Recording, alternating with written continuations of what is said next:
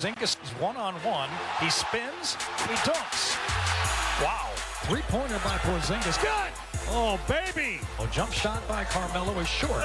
And Porzingis above everybody. Dunks it home. Galloway for three. No, not that time. And Porzingis stuffs it home. He scraped the ceiling. Wow. Down low to Porzingis. He puts them all shot and hits. This crowd is roaring.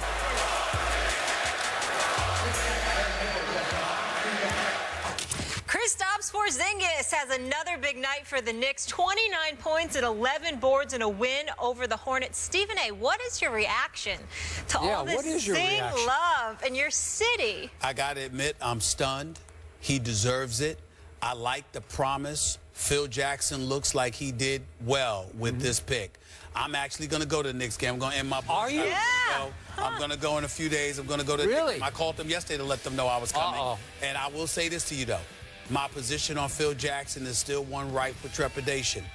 You don't get paid $10 to $12 million just to finish last, stink during the regular season, and capture a high draft pick.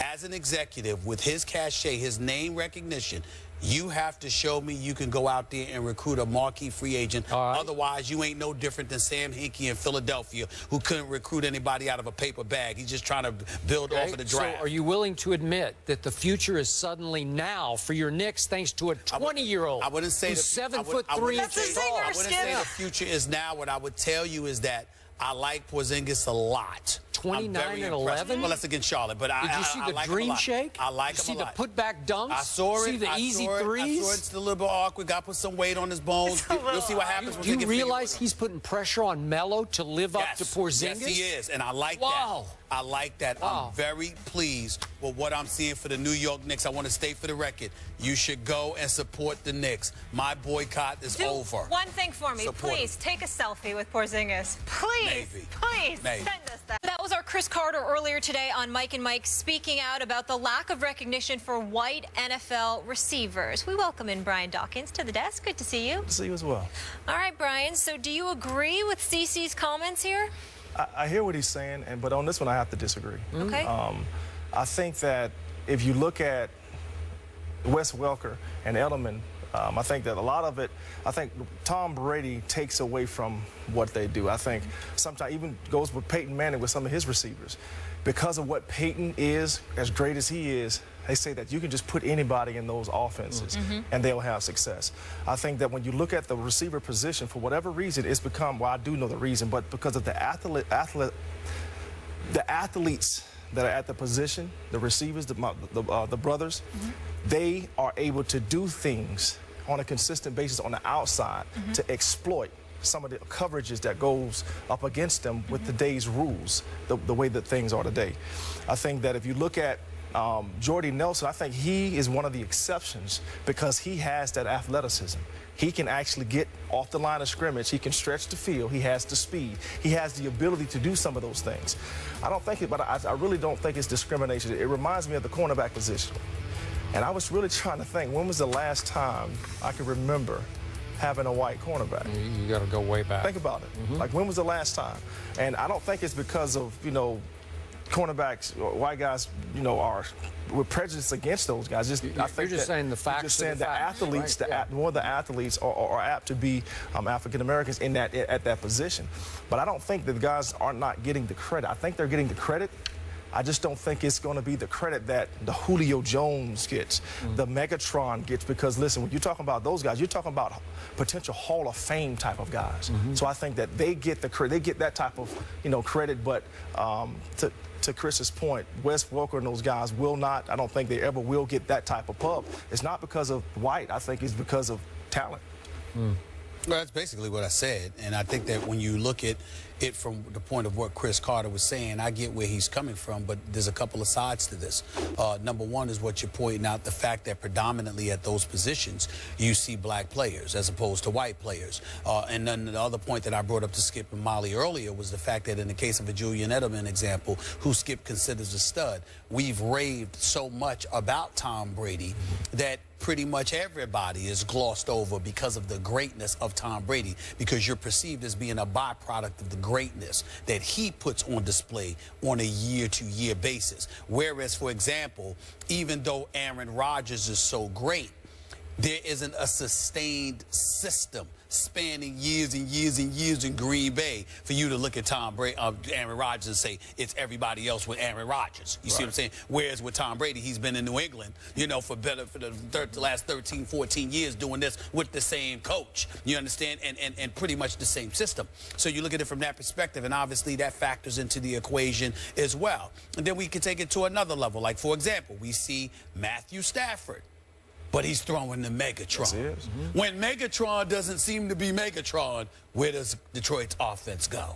How does it look? And so because of that, and you see that if you're getting shine, I think that the one thing that we have to recognize, black or white, if you're getting shine at a particular offensive position, you sort of take away from some of the other guys who are valid stars. In Minnesota, I'm quite sure they may have some dudes, whether it be in Rudolph, Bridgewater, or whomever, that, you know, have contributed, obviously, to them being 7-2.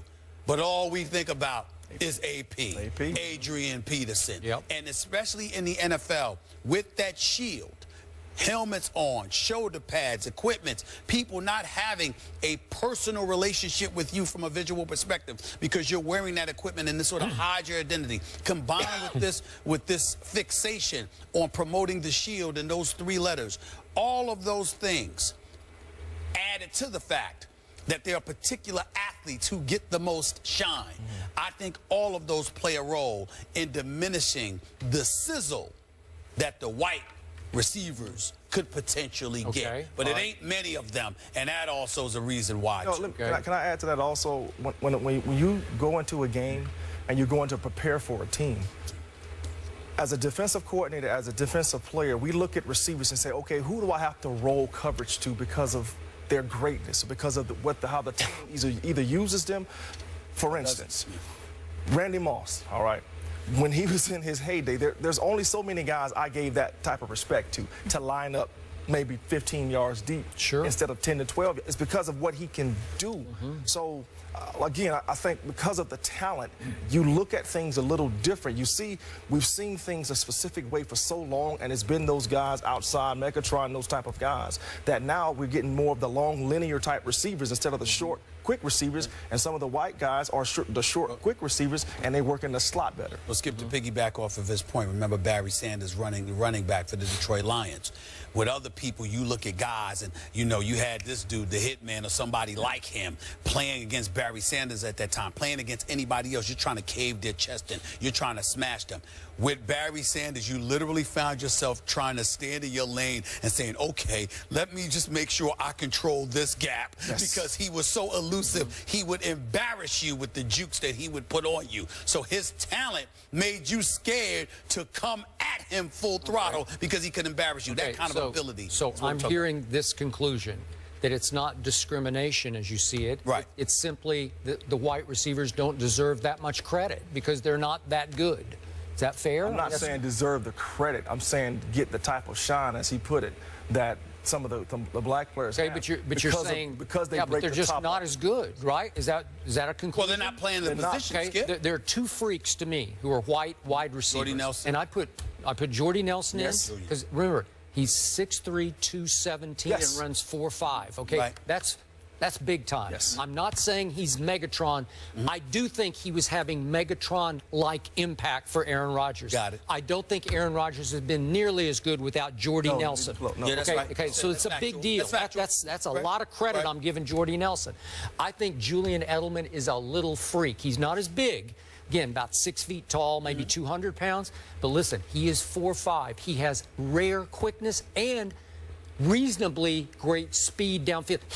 They can split him outside, and he can run by people too. I'm not saying you roll coverage to him, but he can hurt you by running by people. Let me ask you this, because you actually are better to answer CC's proclamations than either Brian or myself with the question I'm about to throw at you. You talk about Julian Edelman, and how much of a little freak he is. Excuse me, Stephen A., I'm sorry to cut you off. Hold that thought and that question. We have to go to break really quickly, but we're going to stay on this subject and come right back to it. More in just a minute.